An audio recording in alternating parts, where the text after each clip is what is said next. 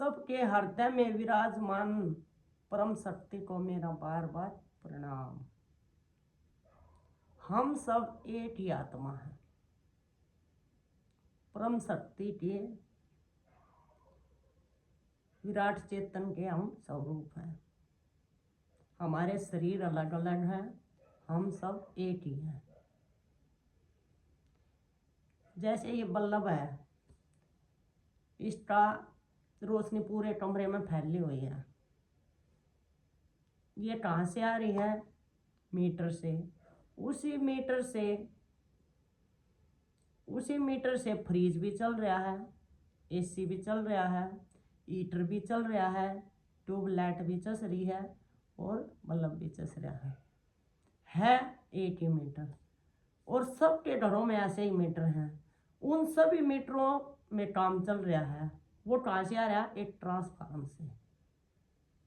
तो ऐसे ही एक पूर्ण परमात्मा है, उससे ही हम सब आए हुए हैं आत्मा के रूप में। हमारे शरीर में बाहर भीतर सारे का आत्मा वो टट टट का निकल रही है। आत्मा एक ही है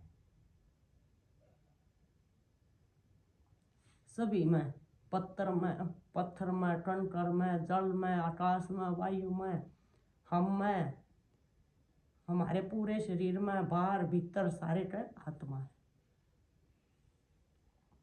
ये जो ओशो आए थे, ओशो के पहला नाम और कुछ था, फिर उनने स्वयं को जान लिया था।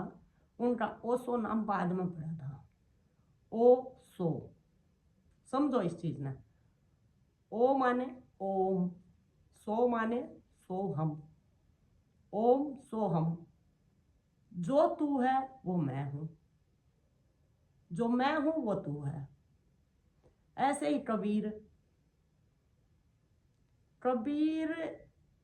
सब समझा टोपी वाला है, टोपी वाला कबीर नहीं है।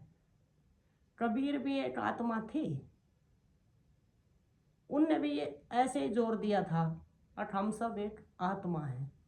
मोटो का ढूंढे रे बंदे मैं तो तेरे पास में, ना मंदिर में, ना मूर्त में, ना काशी कैलाश में। मोटो का ढूंढे रे बंदे मैं तो तेरे पास में, ना मंदिर में, ना व्रत उपवास में, ना मथुरा में, ना काशी में, ना व्रत उपवास में।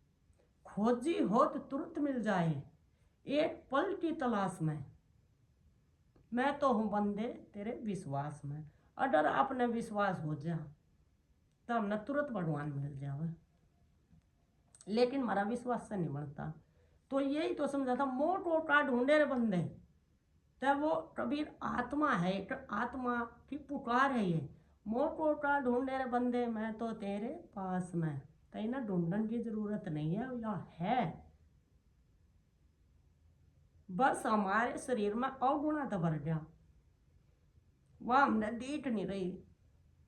हम खा रहे हैं, पी रहे हैं, चल रहे हैं, किसकी शक्ति से? आत्मा की शक्ति से।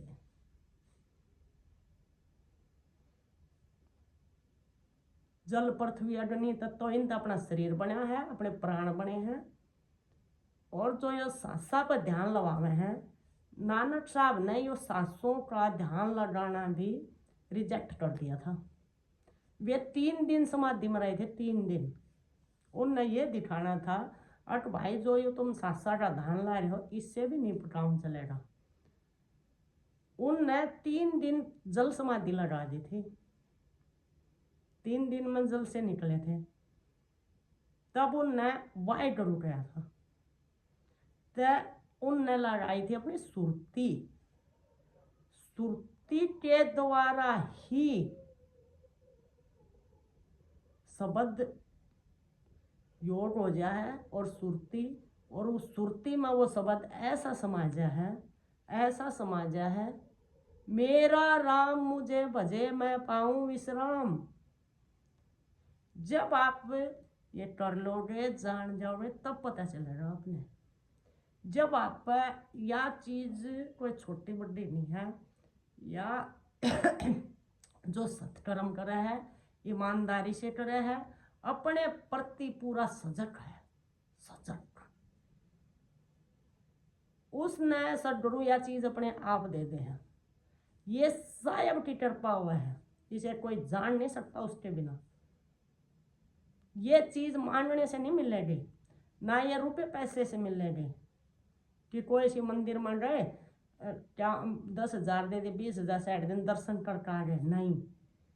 ये पूर्ण परमात्मा। सत्य कर्म करोगे, ईमानदारी से करोगे, दया धर्म की डोरी बना लो, डोरी दया धर्म की, और सत्संग सत्संग न जियो, जियो सत्संग न, पियो जियो, सुनते सुनते काम नहीं चलेगा। पूरा चिंतन करो, चिंतन। जैसे आप सुनता है घर आता है, अपने आप श्रोता, अपने आप बन जाओ भाई। जैसे उनने जो बताया है उसका बार बार बार बार चिंतन, क्या बताया था क्या हो रहा। जैसे आप पूरे दिन चिंतन हो रहा तो आप पूरे दिन सत्संग में रहे हो, और जो होना जाना वो निश्चित है। अगर हम वर्तमान में रहेंगे तो हम दुखी नहीं हैं। और जब हमारे पास सदगुरु की कृपा हो जाए, सुख दुख तो हमने व्यापा कौन ही नहीं आवेंगे। ये तो हमारी दृष्टि बदल जाएगी, सृष्टि नहीं बदलेगी। ये तो ऐसी की ऐसी ही चलनी है। ये तो एक परमात्मा का खेल है, माया का पसारा है। तो सदगुरु ने सत्संग में यही समझाया है कि असार सार छोड़ दो, सार सार पकड़ लो। नानक साहब आए हैं, दादू साहब आए हैं, जीसा दास आए हैं, बाबा संतोष दास आए, पहले बाबा गरीबदास आए। गरीबदास के आए थे तब 125 आत्मज्ञानी हुए थे, कोई छोटी मोटी चीज़ नहीं है। 125